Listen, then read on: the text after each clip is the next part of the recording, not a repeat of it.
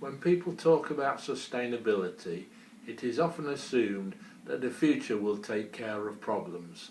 By this I mean that any problems that are created by actions of ourselves today will be solved in the future, either by ourselves or by future generations. In other words, that the future will be able to solve any problems that we create today in our drive towards sustainability.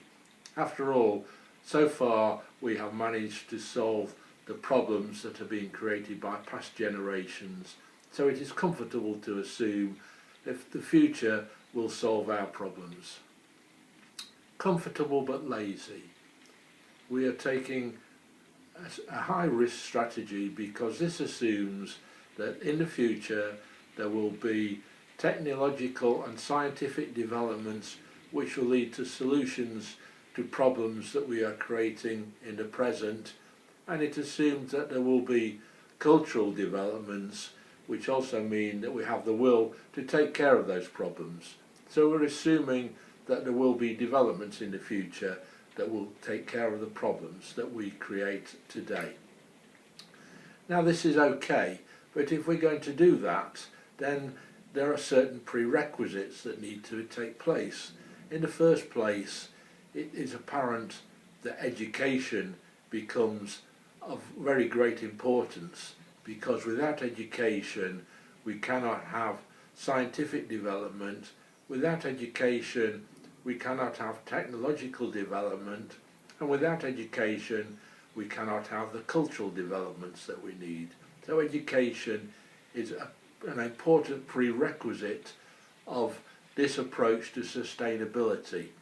And by education I don't just mean educating the elite scientists to lead to developments. Technological developments require education at all levels of society, and so do cultural developments. So education for everybody is a prime requisite of this approach to tackling sustainability. At the moment it seems to me that education for most people is not a great priority. There are much greater priorities, and education has become neglected. This is particularly apparent with the rolling back of the state that we're seeing in the present era, that education is becoming less valued and so less important. Whereas what I'm saying is education has become more important and should be more valued, and education for everybody is a prime requisite for approaching sustainability in a sensible manner.